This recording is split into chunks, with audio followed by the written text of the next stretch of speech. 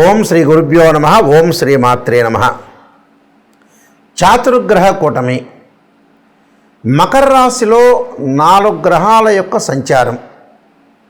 అందులో ప్రత్యేకంగా ప్రధానంగా రవి బుధుల యొక్క కలయిక, శుక్రకుజుల యొక్క కలయిక. అంటే 4 గ్రహాలు మకర రాశిలో జనవరి 18వ తారీఖు నుంచి ఫిబ్రవరి 3వ తారీఖు వరకు శనిక్షేత్రంలో 4 గ్రహాల యొక్క కలయిక ఏ విధంగా ఉండబోతుంది అంటే, ప్రధానంగా మకరం అనేది కుజుడికి ఉచ్చస్థానం, శుక్రకుజులు సములు, అలానే రవి బుధులు సములవుతారు. అంటే ఈ 4 గ్రహాలు కూడా శుక్రకుజులు ఎంతైతే సమత్వంలో ఉంటారో రవి బుధులు కూడా మిత్రులు అవుతారు.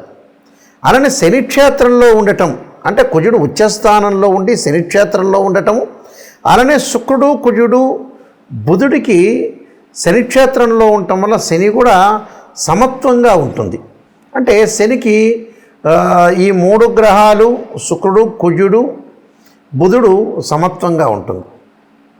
అలానే రవి వచ్చేటప్పటికల్లా శత్రువు అవుతాడు. చాతుర్గ్రహ కూటమి 4 గ్రహాలు మకర రాశిలో సంచారం చేయటం వల్ల ద్వాదశ రాశుల వాళ్ళకి ఎలాంటి ఫలితాలు జరగబోతున్నాయి, మరి ఎలాంటి ఫలితాలు మరి జరగబోతున్నాయి, మనకి ఎంత మంచి ఫలితాలు వస్తున్నాయా, చెడ్డ ఫలితాలు వస్తున్నాయా, కొంతమందికి మిశ్రమైన ఫలితాలు వస్తారు. ఇవన్నీ కూడా గోచారరీత్యా చెప్పబడే ఫలితాలు అంటారు. ఇవి బర్త్ చార్ట్ జన్మజాతకాన్ని అనుసరించే ఫలితాలు కావు. మరి నాయకంటి గారు ఎందుకు చెబుతున్నారంటే, గోచారం కూడా వితిన్ సెకండ్లో మనం అదృష్టాన్ని కలిసి వచ్చే అవకాశాలు ఎక్కువగా ఉంటాయి. అంటే మనం ఎంత కృషి చేసినా కూడా కొంత వితిన్ సెకండ్లో అదృష్టం కలిసి రావాలంటే గోచారం అనేది చాలా ఇంపార్టెంట్. ఈ గోచారంలో సహజంగా చాలామంది కూడా చూసుకునేటప్పుడు ఏంటంటే, ఏ రాశి నుంచి ఏ రాశుల్లో ఏ స్థానాల్లో గ్రహాలు అనుకూలంగా ఉంటాయనేది కూడా చూసుకుంటారు. అలా చూసుకుంటేనే మనకు జాతకపరంగా తెలుస్తూ ఉంటుంది. ఎందుకనంటే సహజంగా 2, 4, 6, 11 స్థానాల్లో ఉంటే బుధుడు మంచివాడని వాళ్ళ జన్మరాశి నుంచి, శుక్రుడు 1, 2, 4, 5, 8, 9, 11 స్థానాల్లో ఉంటే శుక్రుడు మంచివారని, అలానే రవి 3, 6, 10, 11 స్థానాల్లో ఉంటే రవి మంచివాడని, అలానే బుధుడు 2, 4, 6, 11 స్థానాల్లో ఉంటే బుధుడు మంచి ఫలితాన్ని ఇస్తాడు. మిగతావన్నీ కూడా మిశ్రమైన ఫలితాలు ఉండటం, చెడు ఫలితాలు జరిగే అవకాశాలు ఎక్కువగా ఉంటాయి. అయితే ద్వాదశ రాశుల వాళ్ళకి చాతుర్గ్రహ కూటమి శుక్రుడు కళత్రకారకుడు, సుఖాన్ని భోగాన్ని సౌఖ్యాన్ని ఇచ్చేవాడు. కుజుడు వచ్చేటప్పటికి రియల్ ఎస్టేటు, కన్స్ట్రక్షను, ప్రమాదాలు, ఆస్తులు పాస్తులు, కోర్టులు, సమస్యలు, వివాదాలు, అన్నదమ్ముల మధ్య వివాదాలు, శత్రువులు బాగా పెరిగే అవకాశాలు ఉండటం. అంటే ఎలాంటి మేలు చేస్తాడు కుజుడు? రవి ఉద్యోగము, ఇన్సూరెన్సు, మెడికల్ సంబంధించిన విషయాలన్నీ కూడా రవి. బుధుడు వ్యాపారము, వృత్తి ఉద్యోగ వ్యాపార రంగాలు, అలానే బుద్ధి వికాసించడం, అలానే డెవలప్మెంట్ కావటం, వాణిజ్య శాస్త్రము, గణిత శాస్త్రానికి సంబంధించిన గ్రహం ఏంటంటే బుధుడు. కాబట్టి ఈ 4 గ్రహాలు మకర రాశిలో సంచారం చేయటం వల్ల ద్వాదశ రాశుల వాళ్ళకి ఎలాంటి ఫలితాలు జరుగుతున్నాయో ఒక్కసారి తెలుసుకుందాం. ధనస్సు రాశి వాళ్ళకి చాతుర్గ్రహ కూటం వల్ల ఎలాంటి ఫలితాలు జరగబోతున్నాయి అంటే, శుక్రుడు కుజుడు రవి బుధుల యొక్క కలయిక ద్వితీయ స్థానంలో ఉన్నాడు. సహజంగా ద్వితీయ స్థానంలో శుక్రుడు యొక్క సంచారం వల్ల ధన సంబంధమైన లాభాలు, ఎకనమిక్ గ్రోత్, ఫైనాన్షియల్ పరంగా బాగుంటుంది. ఇచ్చిపుచ్చుకోవటం కానీ, లావాదేవీలు కానీ, ట్రాన్సాక్షన్స్ కానీ చాలా బాగుంటాయి. అలానే బ్యాంకు లోన్లు వచ్చే అవకాశాలు ఎక్కువ ఉంటాయి. ఇళ్ళు కొనుగోలు చేయటం, అలానే శుభ కార్యక్రమాల్లో పాల్గొనే అవకాశాలు, అలానే ప్రేమ వివాహాలు కలిగే అవకాశాలు ఎక్కువ ఉంటాయి. ప్రేమ అంటే ప్రేమించిన వాళ్ళు ఎవరైతే ఉంటారో వాళ్ళకి వివాహాలు జరిగే అవకాశాలు ఉంటాయి. అకారణ కలహాలు జరుగుతుంటాయి. అంటే అనవసరమైన కలహాల వైపు వెళ్లకుండా ఉండండి. బుధుని వల్ల కూడా సుఖ సంతోషాలు, విందులు, వినోదాలు, ఆరోగ్యపరంగా బాగుండటం, అలానే గౌరవ మర్యాదలు బాగా పెరుగుతున్నాయి. కుజుల వల్ల ప్రమాదాలు జరిగే అవకాశాలు ఎక్కువ ఉంటాయి. అంటే కుటుంబంలో కలతలు రాకుండా, భార్యాభర్తల మధ్యలో కానీ, ఇంట్లో అన్నదమ్ముల మధ్యలో కానీ కోర్టు సమస్యలు రాకుండా, పిత్రార్జిత విషయంలో కూడా కొన్ని గొడవలు జరిగే అవకాశాలు ఎక్కువ ఉంటాయి. రవి వల్ల నేత్ర సంబంధమైన వ్యాధులు ఉంటాయి. అంటే ఐ సంబంధించిన ప్రాబ్లమ్స్ కొంత ఉంటాయి. అంటే ఐ సంబంధించిన అంటే శుక్లాలు ఉండటం ఒకటి, గ్లకోమా ప్రాబ్లం, అలానే ఏదన్నా కన్నుకి దెబ్బ తగలటం ఇలాంటివి జరగకుండా చూసుకోండి. శిరోవేదన అంటే తలకు భారం జరుగుతుంటుంది, అంటే హెడేక్, అంటే తలలో ఏదన్నా ప్రాబ్లమ్స్ ఉన్న వ్యక్తులకి మటుకు కొద్ది జాగ్రత్తగా ఉండాలి. లాభాలు, కొంత లాభాల్లో మందగింపు, అంటే స్లోగా డబ్బులు వస్తుంటాయి. అంటే ధన కనక వస్తు లాభాలు కలుగుతున్నా ఒకరోజు రావాల్సింది తక్కువగా వచ్చే అవకాశం ఉంటుంది, పక్క రోజు మళ్ళీ పెరిగే అవకాశాలు ఎక్కువ ఉంటాయి.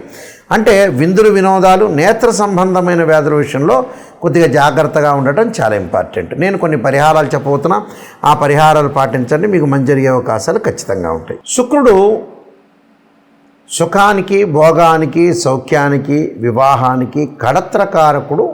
సప్తమ భావకారకుడు ఎవరు అంటే శుక్రుడే. శుక్రగ్రహం ఏ విధంగా ఉండబోతుంది, శుక్రుడు వల్ల మంచి జరుగుతుందా చెడు జరుగుతుందా అనేది, శుక్రుడు కళత్రం అంటే వివాహాన్ని ఇచ్చేవాడు శుక్రుడు కాబట్టి ఎవరికైనా సరే శుక్రదోషం అనేది ఉండకూడదు. అది బర్త్ చార్ట్ను జన్మ లగ్నాన్ని అనుసరించి శుక్రదోషం ఉండకూడదు.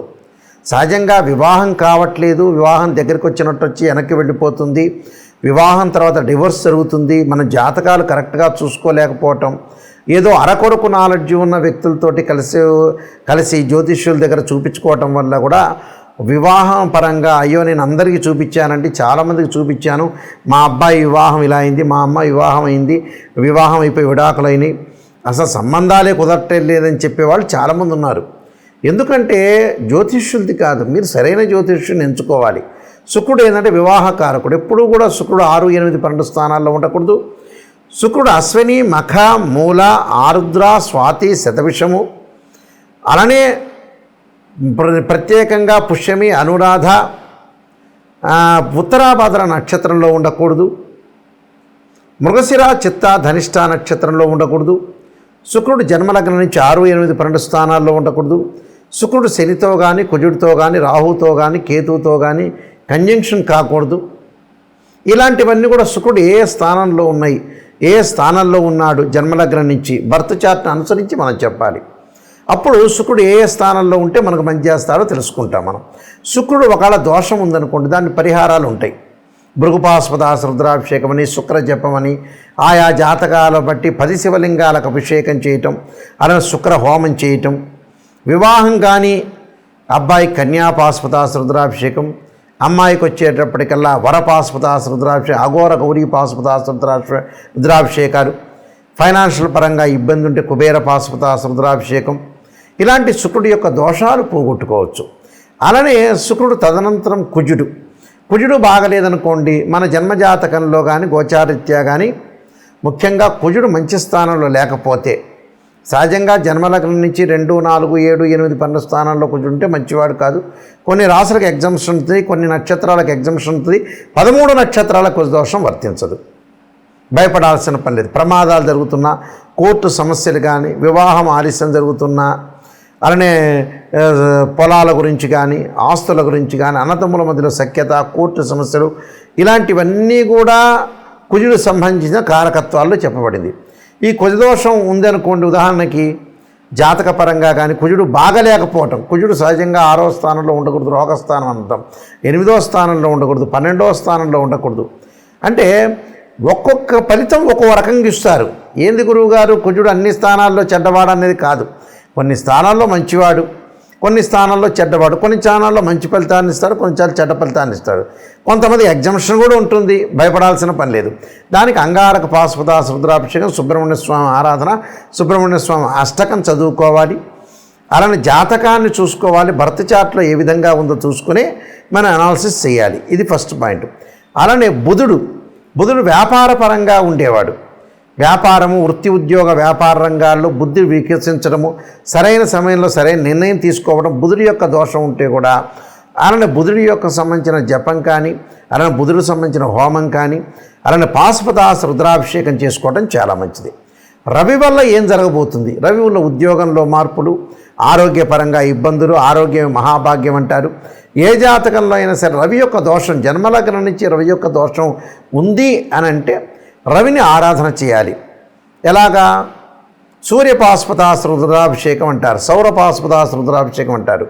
అలానే ఆరోగ్యం బాగలేదంటే ఆరోగ్యము, త్రయంబక పాశుపతాస రుద్రాభిషేకాలు, శిరోకంఠ పాశుపతాస రుద్రాభిషేకాలు ఇవి చేసుకోవాలి. రవి జపము, రవి హోమము, అంటే రవి వల్ల ప్రయోజనం కలుగుతుందని అర్థం. కాబట్టి ఇవన్నీ కూడా జీవితంలో గోచారీత్యా నిజాన్ని తెలుసుకోండి, అబద్ధపు ముసుగులో ఉండొద్దండి. ఎవరైనా నాకు కాల్ చేసేవాళ్ళు జాతకానికి నిజం తెలుసుకోవాలి, నెగిటివ్ అయినా పాజిటివ్ అయినా తెలుసుకునే వాళ్ళు మాత్రమే నాకు ఫోన్ చేయండి. అంటే అబద్ధపు ముసుగులో జాతకాన్ని చెప్పలేరు, నేను చెప్పను కూడా. అందువల్ల నేను నెంబర్ ఆఫ్ బుక్స్ రాసిన రాజమండ్రి మోహన్ పబ్లికేషన్ వాళ్ళకి కాలసర్పయోగము, కాలసర్పయోగ చంద్రిక, రాహుకేతువులు, ఛాయాగ్రహాలు, అలానే వివాహ మార్తాండము, జాతక చంద్రిక, స్వప్నశాస్త్ర ఫలదీపిక, అలానే బృహత్ పరిహార సింధు, అలానే సర్వదేవతా గోత్రులు పార్ట్ 1, పార్ట్ 2, పుత్రగణపతి వ్రతము, ఇలానే ప్రిడిక్షన్ ఆఫ్ ఆస్ట్రాలజీ, ఇలాంటి నెంబర్ ఆఫ్ తెలుగు ఇంగ్లీష్లో నేను చాలా నెంబర్ ఆఫ్ బుక్స్ రాశాను. మాది వెబ్సైట్ ఉంటుంది www.nayakanti.com అని, nayakanti.in మీరు చూడొచ్చు. ప్రతిదాని కూడా సమస్య పరిష్కారం ఉంటుంది, ఆ సమస్యను మీరు బాధపడాల్సిన పని లేదు. నాయకంటి మల్లికార్జున శర్మ బుక్స్ అని కొడితే వస్తుంది మీకు. ఎవరైనా సరే జాతకాన్ని క్లియర్గా చెప్పించుకోదలుచుకున్న వ్యక్తులు నా నెంబర్ స్క్రోల్ అవుతుందో ఆ నెంబర్కి మీరు ఫోన్ చేయొచ్చు, డైరెక్ట్గా ఆ నెంబర్ నా దగ్గరికి వస్తుంది. అందువల్ల ఏమీ ఆలోచన చేయాల్సిన పని లేదు. ప్రతి పనిని కూడా మనం లైఫ్లో సాధించాలంటే మన చేతుల్లోనే ఉంటుంది. మంచి చెడు అనేది ఎప్పుడు కూడా మన చేతుల్లోనే ఉంటుంది.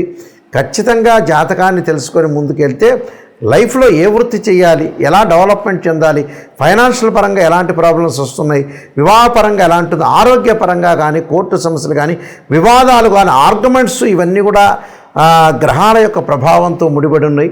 జాతకాన్ని మనం చూసుకున్నాం అనుకోండి, ఒక్కసారి చూసుకొని ముందుగా జాతకపరంగా వెళ్ళామంటే ఖచ్చితమైన నిర్ణయం తీసుకోవచ్చు.